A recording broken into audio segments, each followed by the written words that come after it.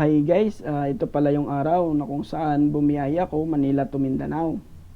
Kung mapapansin ninyo, ibang motor na yung ginagamit ko. Nabinta ko na pala yung dati kong motor at Honda ADV 150 na pala yung ginagamit ko. Sa unang araw ng biyahe ko ay medyo kinakabahan.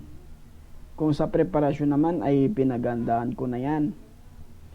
Pangatlong beses ko ba namang bumiyahe pa Mindanao. Nagpahinga pala muna ako sa may gilid para i-video yung ganda ng paligid at sikat ng araw.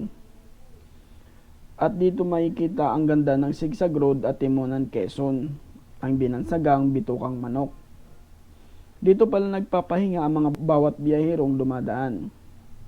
Tuloy-tuloy lang ang biyahe ko along Quezon Province hanggang sa nakarating na ako ng arko ng Gateway to Bicolandia.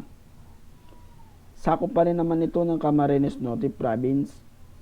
At konting paalala, maging maingat sa biyahe dahil maraming mga kalsada ang inaayos at magbaon ng mahabang pasensya. Sa wakas nakarating na ako ng Kabikulan, lalo pag makita mo na ang napakalawak at napakalaking bulkang Mayon. Siyempre hindi pwedeng palalagpasin lalo't kitang kita sa malayuan. Huminto muna ako para magpicture. Ito pala ang aming sinakyan patawid ng Samar. Kung gusto nyong gayahin ay huwag nyo nang subukan. Bukod sa mahal, delikado pa. Nakarating na ako ng Samar, Simbahan ng Calbayog, City of Agit-Itan. Ito na pala ang San Juanico Bridge nung hindi pa maigpit madaanan. Wala pang mga barrier na nakaharang. Wala pa akong tulog simula day 1 hanggang sa nalagpasan ko na ang City of Tacloban. Tinuloy-tuloy ko na yung biyahe ko. Alas 12:30 ng tanghali nang narating ko ang tinaguriang pinakamataas na tulay sa Pilipinas, ang Agas-Agas Bridge. Dito lang yan sa Sugod, Southern Leyte. Hindi na pala ako nakabidyo sa Liloan Port.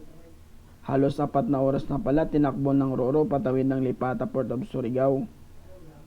Sakto alas 12:30 ng madaling araw nang makababa ako ng barko. Sa wakas nakaapak na rin ako ng Mindanao, pangatlong araw ng bakbakan.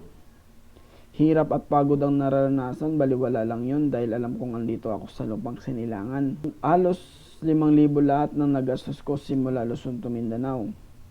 Hanggang sa muli mga kaibigan, maraming salamat.